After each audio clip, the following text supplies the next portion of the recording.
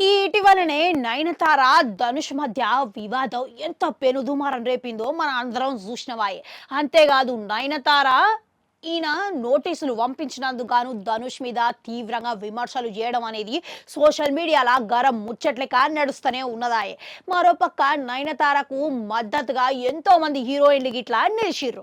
ఇక అందులో ఇప్పుడు మలయాళ నటి అయిన పార్వతి తిరువూరు గిట్లా ఉన్నది.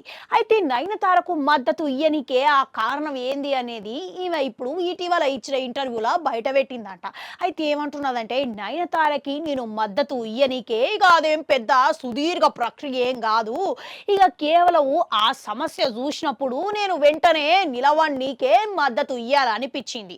ఎందుకనంటే నయనతార ఎప్పుడైతే వెంటనే లేఖ ఇన్స్టాగ్రామ్ ఖాతాలో పెట్టిందో గది చూసినప్పుడు నాకు అందులో నిజం ఉన్నదనిపించింది.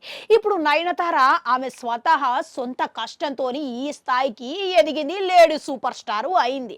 అయితే అటువంటి లేడీ సూపర్ స్టార్ ఎవరి మద్దతు లేకుండా ఇంతవరకు ఎదిగింది అనంటే ఎన్నో అనుభవాలను ఎదుర్కొన్నది అనంటే ఆమె ఇటువంటి బహిరంగ లేఖ రాయాల్సి వచ్చింది. అయితే నయనతార కారణం లేకుండా ఇటువంటి లేఖను రాసి ఉండదు అని అందరికీ తెలిసింది.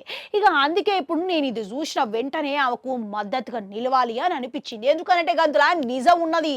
ఇప్పుడు మనం గిట్లా ఏదో ఒక సమయంలో వేరే మనది మనము చూసుకుంటాం.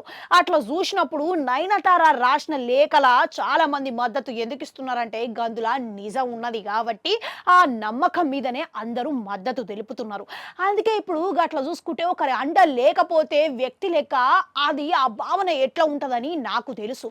గది గిట్లా ఒక కారణం. అంతేకాదు ఒక అండ ఉంటే గిట్లా ఆళ్ళు మనిషి లెక్క ఎట్లా మారతారనేది గిట్లా నాకు తెలుసు.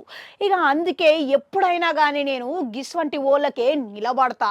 ముఖ్యంగా అందులోనూ మహిళలు ఉంటే మాత్రం ముందు ఉంటా మద్దతు తెలపనీకే అని బహిరంగంగా చెప్పిందంట. అయితే ఇప్పుడు ధనుష్‌తోని కలిసి పార్వతి 2013లోనే మరియన్ సినిమాలో నటించింది.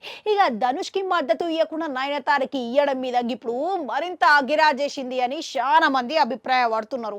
అంతేగాదు ధనుష్‌తో నటించిన చాలా మంది హీరోయిన్లు శృతి హాసన్, ఐశ్వర్య రాజేష్, ఐశ్వర్య మీనన్ గిట్లా మస్తు మంది హీరోయిన్లు ధనుష్‌కి వ్యతిరేకంగా నయనతారకు మద్దతు ఇస్తున్నారంటే కాడ ఏదో నిజం ఉన్నదనే బట్టే కదా.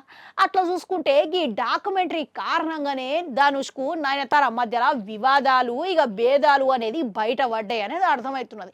కానీ ఎందుకనో ఈ వివాదం గురించి ధనుష్ అయితే మాట్లాడతలేడు, స్పందిస్తలేడు, గమ్మున ఉన్నాడు. కేవలం లీగల్ నోటీసుల ద్వారానే ఈయన నిర్ణయం తీసుకుందామని అనుకుంటున్నాడు అంటారా? కామెంట్లలో కామెంట్ పెట్టుర్రి. అట్లనే ఆడో గంట ఉంటుంది, అది కూడా నొక్కురి, మళ్ళొస్తా.